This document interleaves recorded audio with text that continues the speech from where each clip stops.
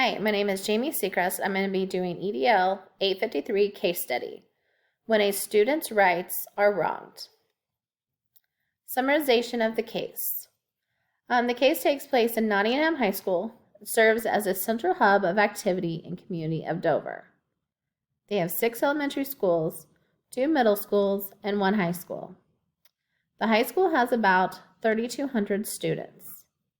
They have relocatable trailers that provide classroom space for the school that was built in the 1950s. Dr. Harvey is the superintendent of the Dover United School District. Miguel Hernandez and his family moved to Dover a few years ago.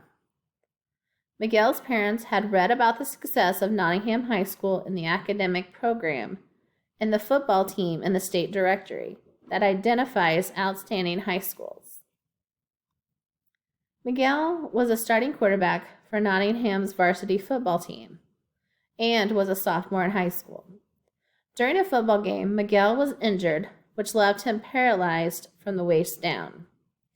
Mr. and Mrs. Hernandez made an appointment to meet with Miss Guzman, the school's high school counselor, on his return to school. When Miguel returned to school, he would be using a wheelchair and would need access to his classes. When Miguel returned, he found that his class schedule had been changed.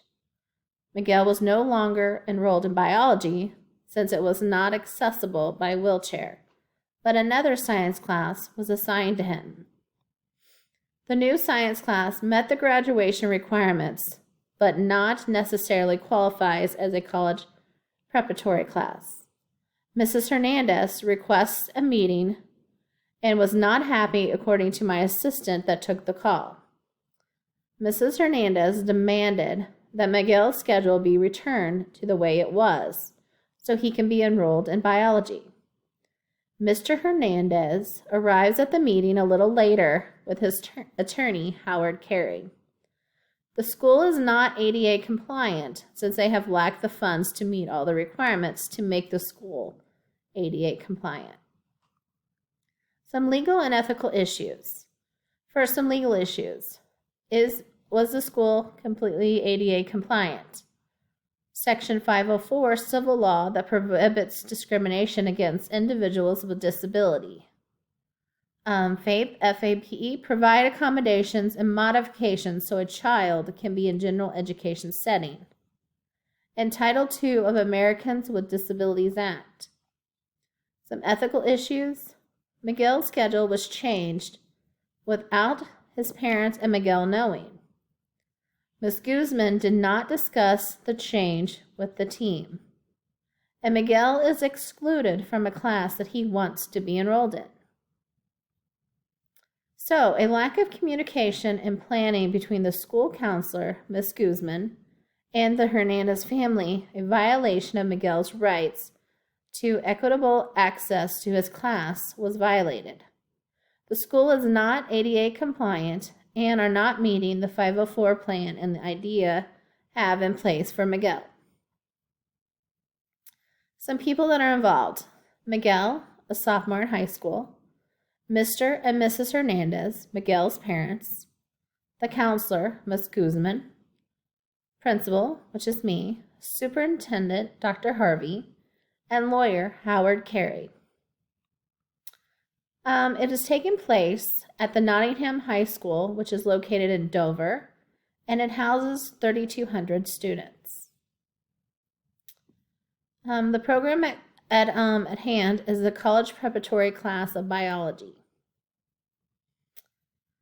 Well, we're determining if the school was violating any laws legally.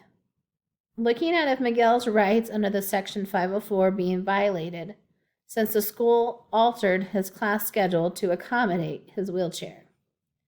The whole team, stakeholders, superintendent, parents, Miguel, counselor, and principal, needs to be involved in the decision of what is best for Miguel.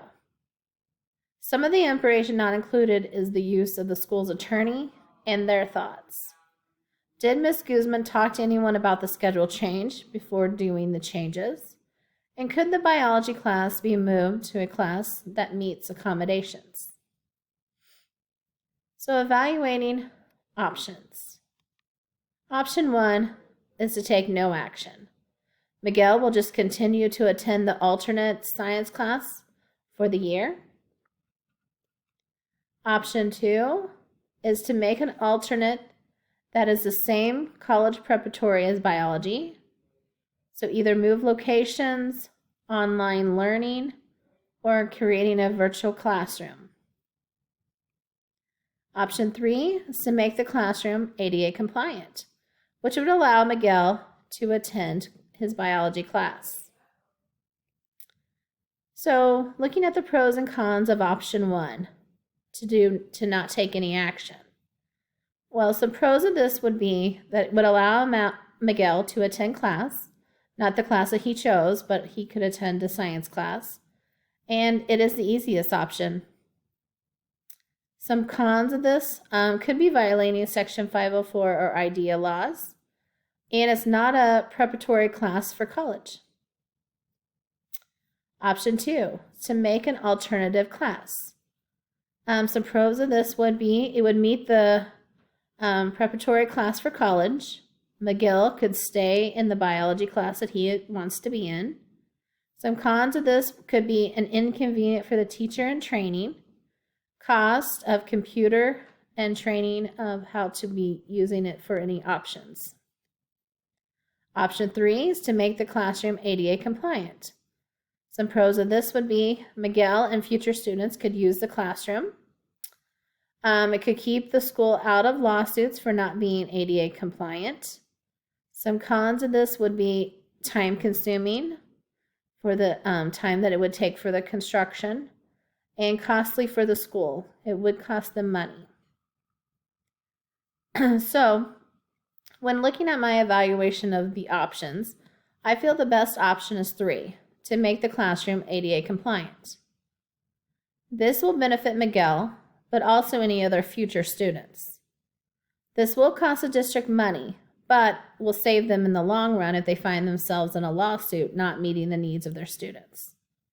The Hernandez family will be happy and not pursue their lawsuit any further. So, choose your path. Well, make the appropriate changes to the building to make the ADA compliant. Think about what may happen. It will be costly for the school at first, but will be very beneficial for the school in the long run. Identify who needs to know. I feel that the superintendent, the parents, community members, and any stakeholders involved in the school need to know about this option. Determine if you can deal on your own with the persons involved.